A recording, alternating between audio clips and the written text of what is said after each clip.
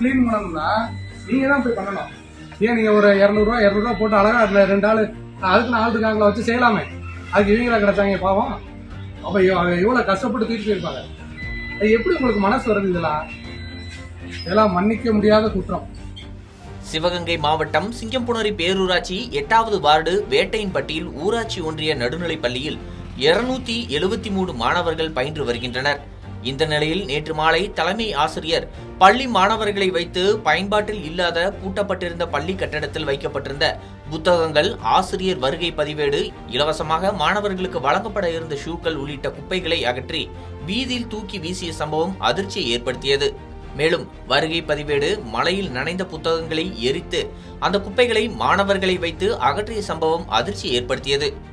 இதுகுறித்து புதிய தலைமுறையில் செய்தி வெளியான நிலையில் தேவகோட்டை கல்வி மாவட்ட கல்வி அலுவலர் செந்தில்குமார் பள்ளிக்கு வருகை தந்து புத்தகங்களை எரித்த இடம், புத்தகங்கள், வருகை பதிவேடுகள், ஷூக்கள் தூக்கி எறிந்த இடம் ஆகிய இடங்களை ஆய்வு செய்தார். ஆய்வு செய்த பின் பள்ளிக்குள் சென்று மாணவர்களை அழைத்து விசாரணை செய்தார்.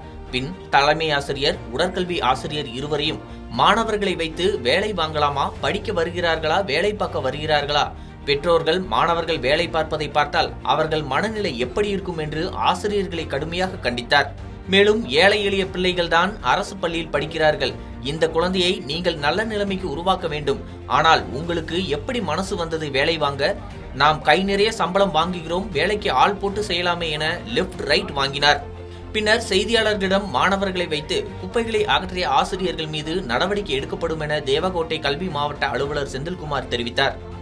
வருகை பதிவுலாம் இருக்கு, அது எப்படி இருக்கீங்க? வருகை பதிவுலாம் இருக்குல்ல, அது எப்படி? அது இருக்காது, கவர்மெண்ட் இருக்காங்க, அது எப்படி நீங்க இது பண்ணீங்க? வேலை பார்த்தாங்க டீச்சர்ஸ் நீங்களே பாருங்க, பிள்ளைகளையும் பயன்படுத்துறீங்க. இத்தனை பேர் நாங்கள் போட்டு வச்சிருக்கோம்ல, டீச்சர்ஸ் இத்தனை பேர் இருக்கீங்களா? நீங்க ரூமை கிளீன் பண்ணணும்னா நீங்க தான் போய் பண்ணணும். இவனை நீங்க என்ன செய்யணும்? ஒரு நல்ல நிலைமைக்கு அவனை உருவாக்கணும். அந்த குழந்தைய இவன் வேலை பார்த்தானா அவங்க அம்மா நினைப்பாங்க, ஒரு மரியாதைக்காக சரி நம்ம ஸ்கூல்ல சேரன்னு சொல்லிட்டு மனசுக்குள்ள விரும்பிட்டு போவாங்க. உள்ளுக்குள்ள எவ்வளவு கவலை இருக்கும், ஐயோ நம்ம பிள்ளை இப்படி தூக்கிட்டு போறானே அப்படின்னு. ஒர்க்கிங் ஹவர்ஸ்ல பகல்ல இங்க இருந்து அது வரையும் நடந்து போறதுக்கே இவ்வளவு நேரம் ஆகுது. அப்ப எவ்வளவு கஷ்டப்பட்டு தூக்கிட்டு போயிருப்பாங்க. அது எப்படி உங்களுக்கு மனசு வருது? இதெல்லாம்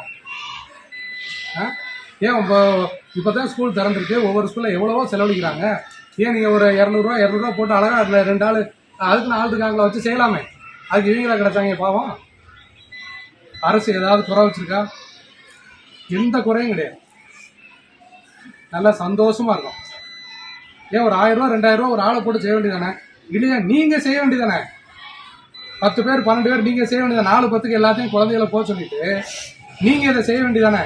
அது நீங்கள் எரிக்கும் போது பார்க்கணும்ல, அதில் ஆசிரியர் வருகை பதிவுலாம் இருக்குது. அதுக்கே உங்களை நான் சார்ஜ் பண்ணலாம். கவர்மெண்ட் இருக்காதுன்னு அது அரசு பள்ளியில் படிக்கக்கூடிய ஒவ்வொரு குழந்தைக்கும் ஒவ்வொரு கதை இருக்குது. எல்லாமே பிற்பட்ட இதுலேருந்து வர்றான் பாவம். அப்போ அவனை உயர்த்துறதுல தான் நம்ம என்ன செய்யணும்? நம்ம கவனத்தை செலுத்தணும். நீங்கள் அவனை வச்சு வேலை வாங்கிட்டு இதெல்லாம் மன்னிக்க முடியாத குற்றம்.